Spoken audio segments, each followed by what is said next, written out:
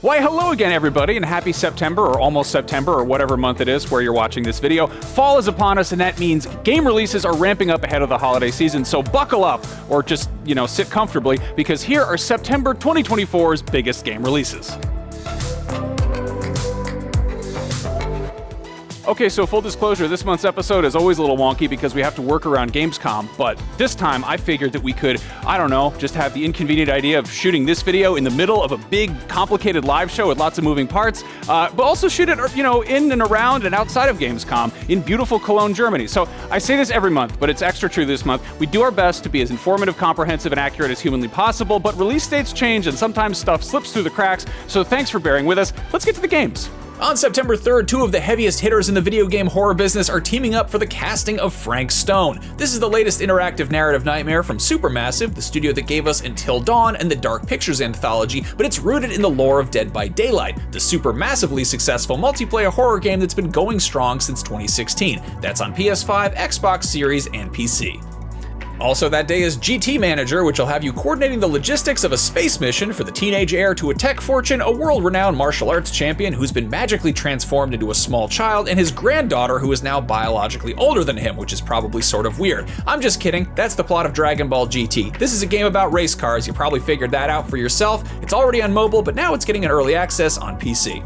Slightly more in line with what I actually just described is Star Trucker, which does involve coordinating space missions, and it's coming to PC and Xbox Series. If you want to pretend Goku is driving the space truck, that is up to you. If you want to deliver stuff without going into orbit, Parcel also hits PS5, Xbox Series, and PC that day, and it looks like a cross between Jet Set Radio, Paperboy, and Crazy Taxi, so basically like a more fleshed out, slightly less ridiculous version of that awesome food delivery minigame from Like a Dragon Infinite Wealth.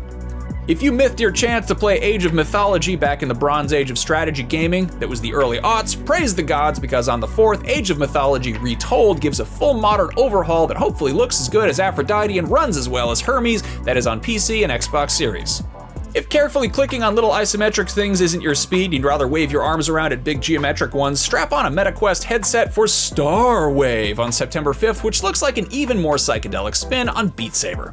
September 6th is a doozy of a day on PS5. Those adorable little Astrobots finally get a fair shake with a full-fledged game of their own. They debuted in the Playroom, which came preloaded on the PS4 when it launched in 2013, but it required the camera accessory, which was sold separately. Then they had a couple PSVR 1 games, which turned some heads, partially because they had to crane your neck a bunch to play them, but also because they were really, really good, like 90% on Metacritic good. But VR is obviously a big barrier to entry. The PS5 launched with Astro's Playroom, which was definitely one of the best free games ever packed in with a console, and arguably, the worst thing about it is that it's too short, but thankfully, 4 years later, Team Asobi is remedying that with Astrobot, which will feature 80 levels to explore and undoubtedly a whole lot of PlayStation Easter eggs. If you own a PS5 and didn't bother with Astro's Playroom, take it for a spin and you'll see why there's so much hype for this full-sized follow-up. Unless anyone has any objections, Ace Attorney Investigations Collection also drops on September 6th, and it offers a remastered, retooled collection of both of the solo outings of Miles Edgeworth, who debuted in the Phoenix Wright series, and this is actually the first time the second game that he's in has ever been localized. That'll be playable on basically everything. If you would prefer to play defense on a very different kind of court, there's also NBA 2K. Which sounds like a license plate, but it's actually a basketball game, and you probably knew that. But did you know it's coming to everything on September 6th? Well, it's actually much more complicated than that, Mr. Smarty Pants. They're doing an early tip-off that lets players get access on September 4th if they pre-ordered the digital or physical editions on all the platforms except for Switch. But on the 6th, it'll officially be out for everything. That seems unnecessarily confusing, but hey, so does sports. Finally that day, Perennial Order is coming to PC, Xbox Series, and PS5, and that is a 2D dark fantasy boss rush horror game where you fight a bunch of scary plants. So it's a little bit like Plants vs. Zombies, except the plants are the zombies, and you gotta fight them yourself. I guess it's not really that much like Plants vs. Zombies. If you like games with really high numbers in the title, but also Roman numerals, well, great news, because Warhammer 40k Space Marine Roman numeral 2 is finally here.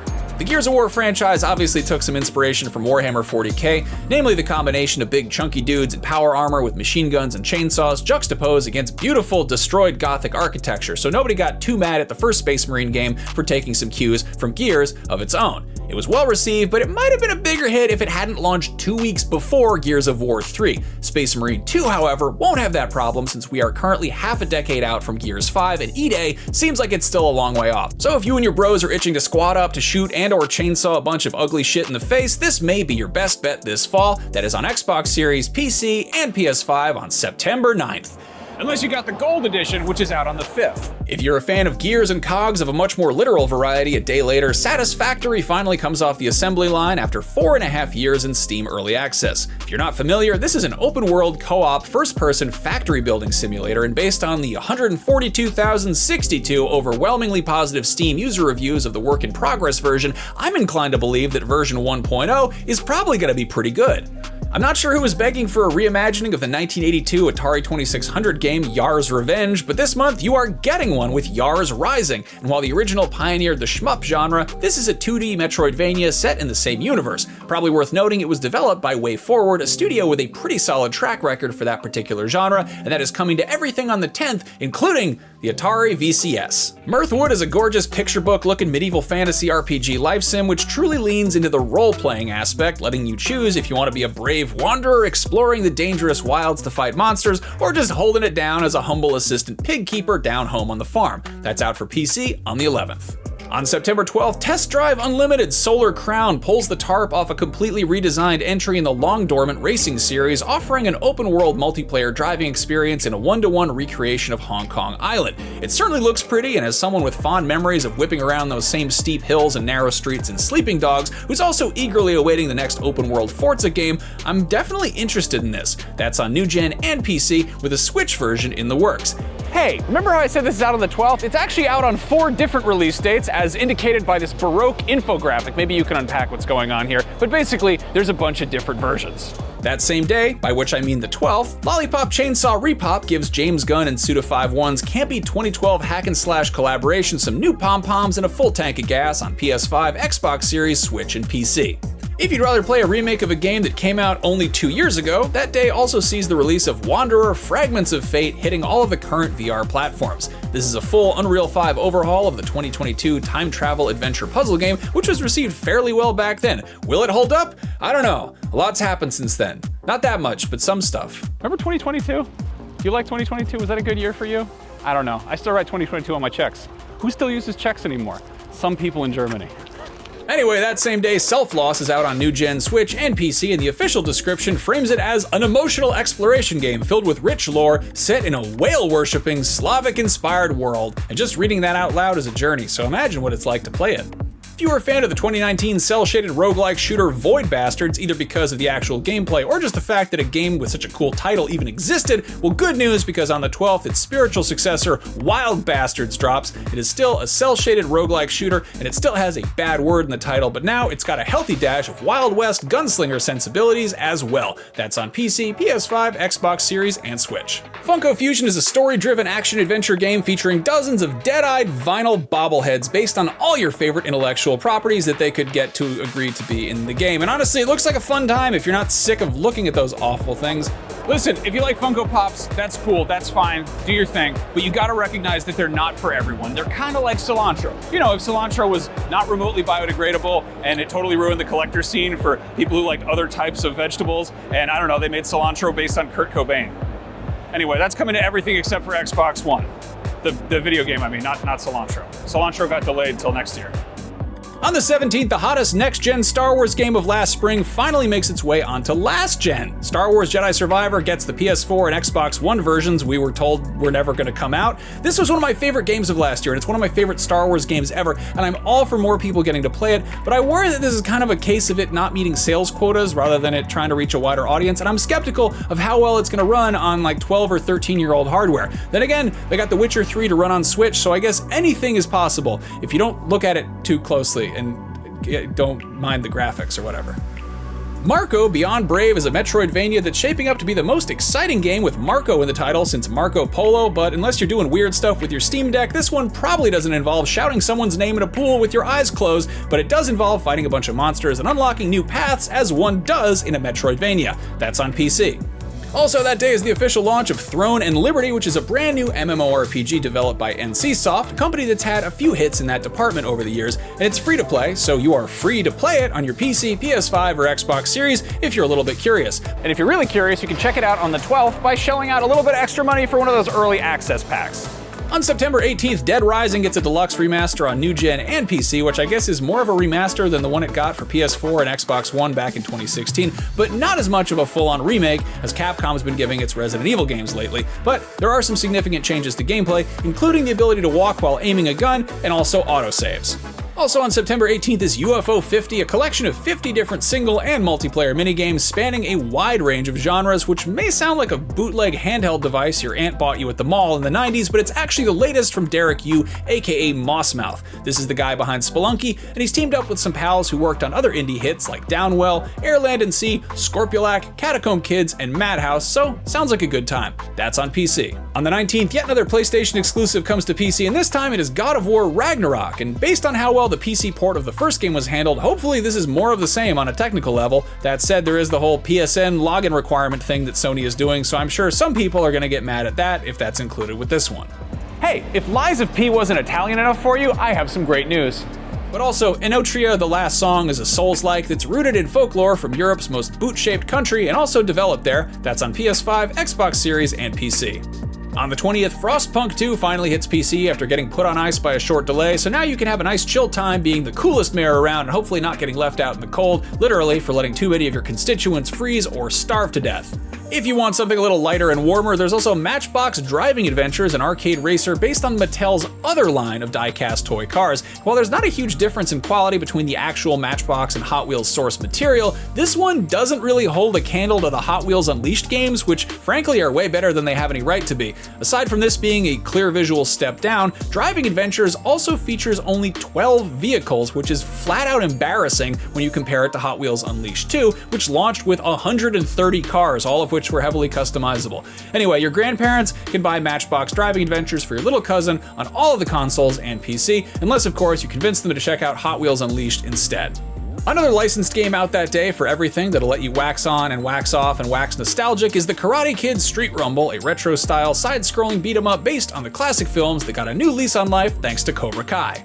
The 24th is a good day for strategically minded history buffs. Crusader Kings 3 gets its Roads to Power DLC, and any Civ 6 fans antsy for Civ 7 to drop next year may want to check out Ara History Untold. This is another big ol' historical strategy game developed by a bunch of ex-Firaxis devs who worked on Sid Meier's storied series.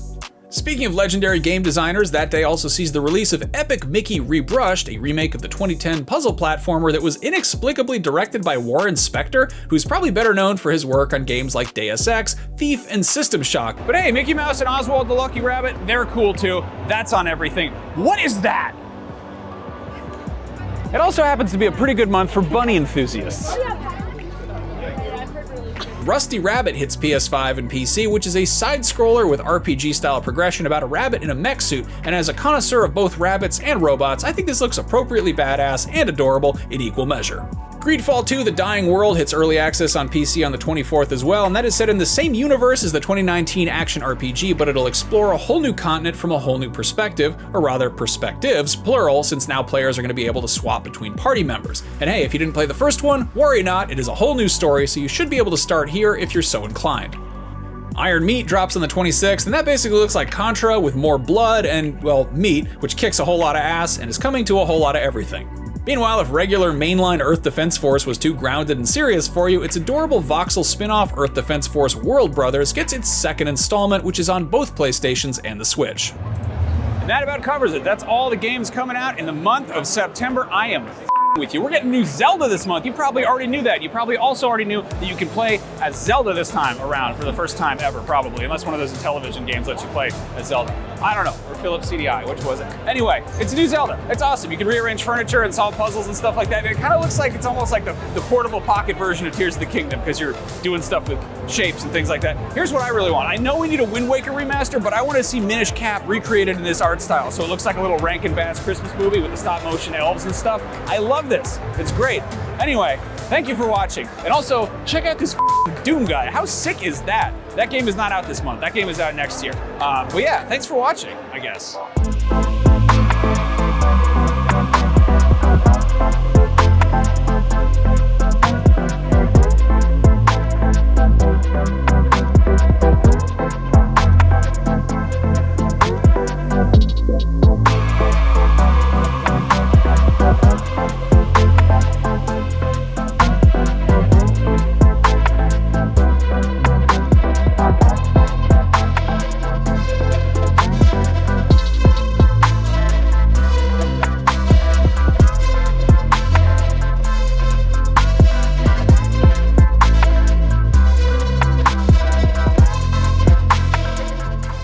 folks, that is about it. That is all the games coming out in September that we presently know about, which is presently is August 20th at around 3 p.m. Central European Time. Things may and probably will change between me saying this and you hearing it, but I hope we did a good enough job putting some cool games on your radar. If you need a way of keeping track of each and every game that catches your fancy, I highly recommend checking out IGN Playlist. It is a dedicated app, sort of like Letterboxd or Goodreads, but it's for video games, and we've got a handy-dandy QR code that'll take you right to a roundup of this month's games, so check that out. As always, let me know in the comments what we missed, what we got wrong, and most importantly, what are you playing this month? I will see you next month, or maybe sooner if I run into you around Gamescom.